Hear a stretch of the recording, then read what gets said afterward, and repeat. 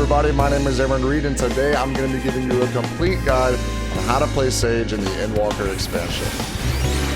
Now I know what you might be thinking. Oh, why should I listen to him? What does this guy know? It's so beautiful. I look at it all the time.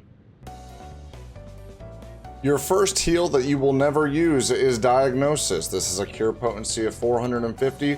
Don't use that. Your second heal that you'll never use is called Prognosis. It restores your own HP and the HP of all nearby party members. MP cost of 800 with a cure potency of 300. Don't use that either. What you can use and what you will be using is Ukrasian Diagnosis. The only time you should ever really be using this as a global cooldown heal is in the case of an emergency or if you're trying to fulfill your Adder Sting gauge. It has a cure potency of 300 and it brings up a magic barrier that nullifies damage equaling 180% of the amount of HP restored. It's a very dirty shield. Another heal slash shield global cooldown move that you have at your disposal is Ukrasian Prognosis. You can use this. I don't usually use it. The only time whenever I would use this move is if there's a big attack coming and we need some real big extra cushion.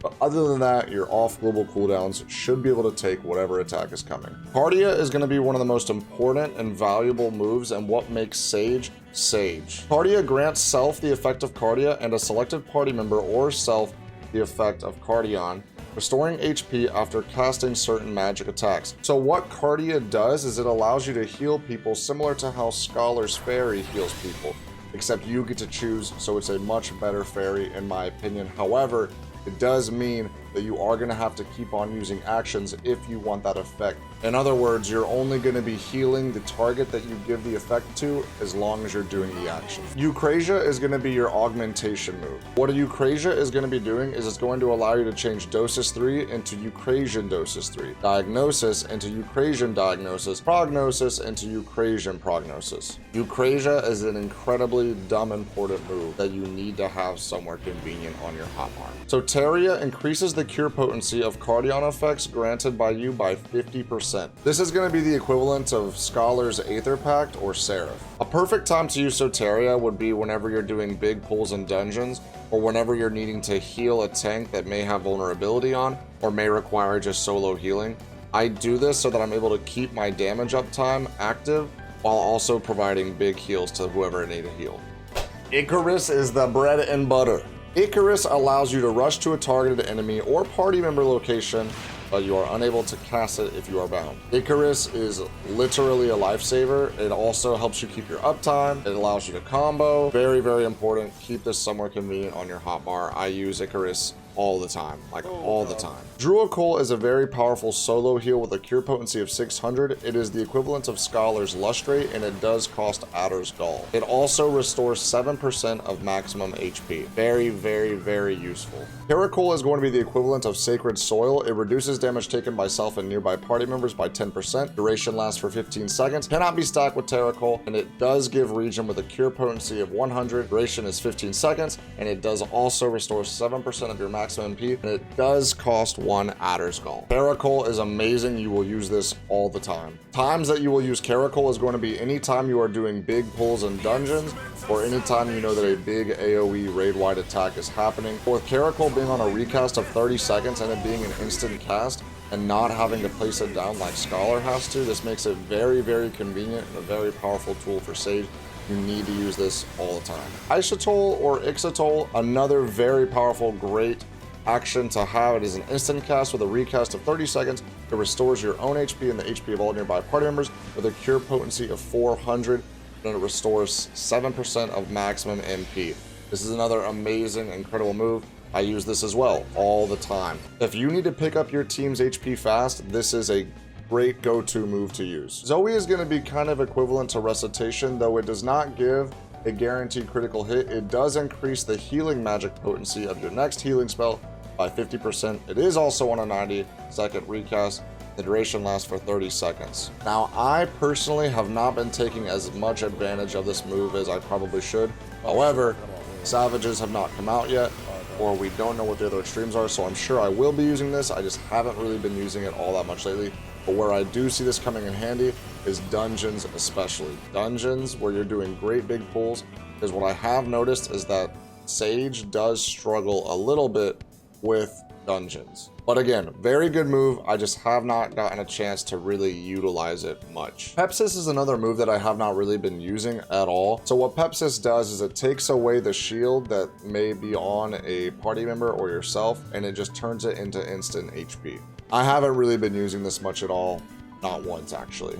BiS 2 is another incredible, amazing tool that Sage has. It is an instant cast on a recast of 60 seconds.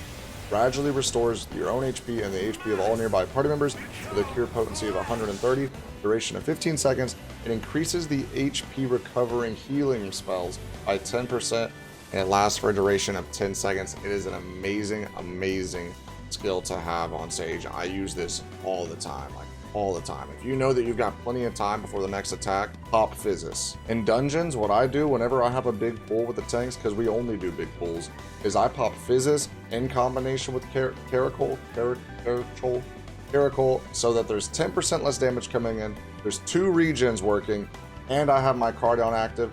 That way the tank and everybody is taken care of and nobody's getting hurt. BiS 2, amazing, great move. One of the best moves that Sage has. Caracol. This is the juicy stuff. Caracol is an instant cast with a recast of 45 seconds with a cure potency of 700. Reduces the target's damage taken by 10%.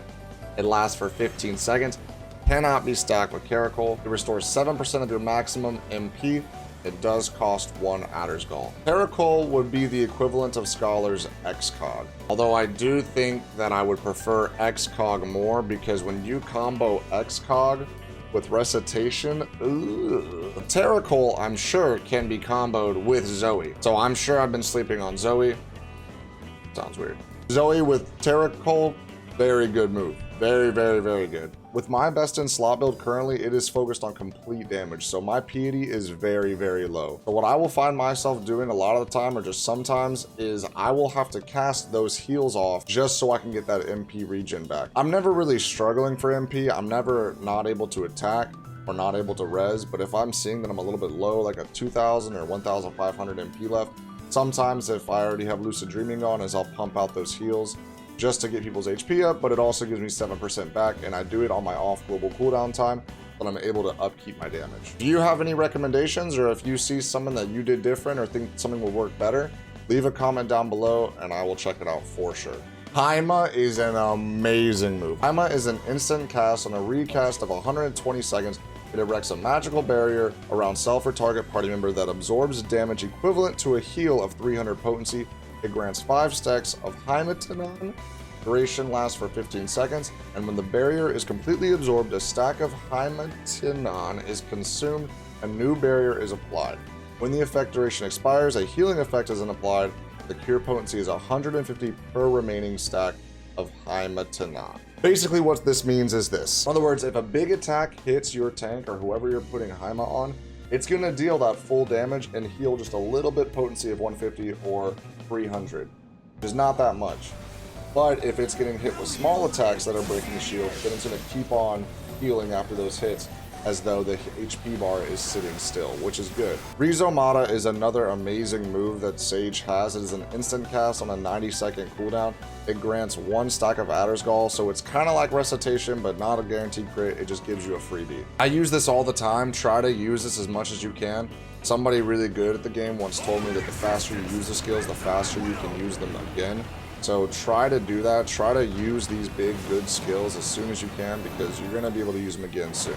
But eventually you'll get really smart and you'll choreograph the fights in a way where you're using everything perfectly and right when you need it. Holos is another amazing instant heal for your entire party. It does a cure potency of 300 and reduces damage taken by self and nearby party members by 10%, and it lasts for 20 seconds.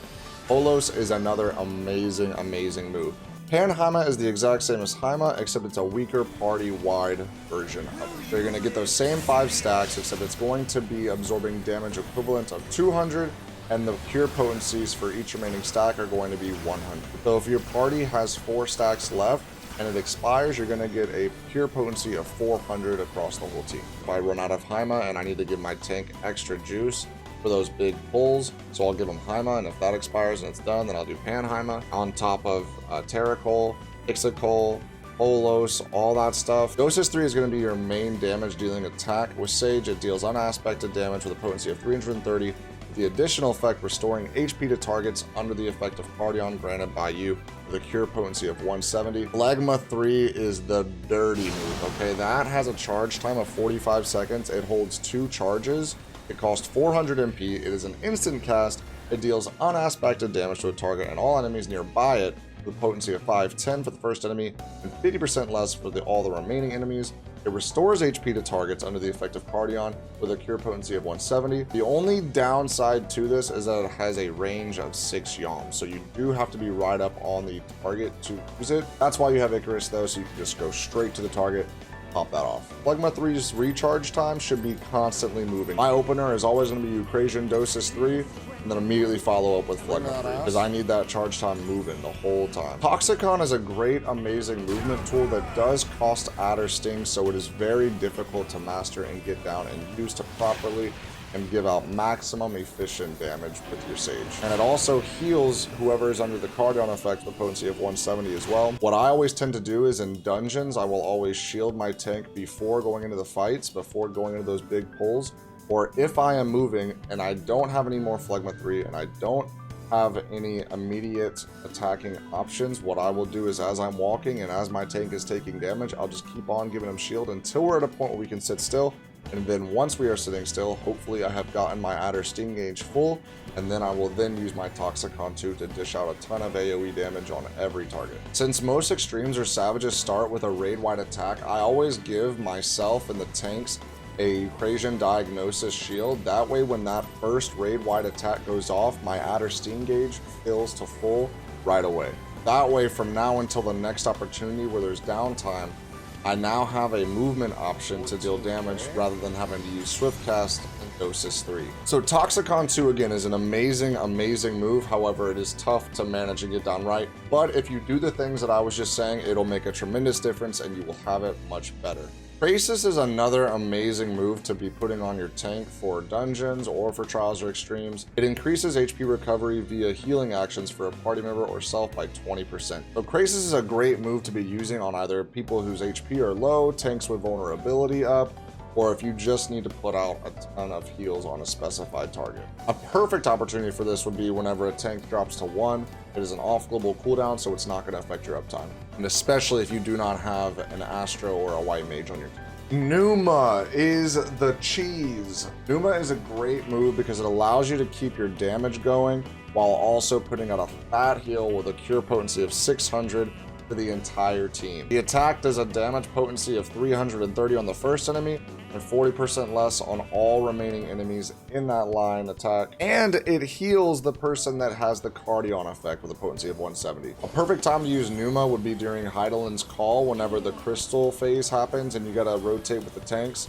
I always start with Pneuma because it allows me to get off an attack while also healing the party after she does a raid-wide attack. Ukrasian Diagnosis is going to be another amazing movement option. Anytime your dot is about to expire, use this time to move.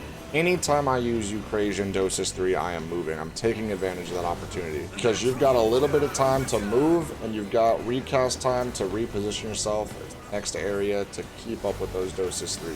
The Ukrasian Dosis 3 is definitely a great movement option if you're out of Phlegma, if you're out of Toxicons, and you need to refresh your dot, use Ukrasian Dosis 3. Dyscrasia 2 is a great AoE attack that you'll be using a ton in dungeons. It also heals with a potency of 170 to whoever has the Cardion effect. So this is an incredibly useful tool to be using in dungeons.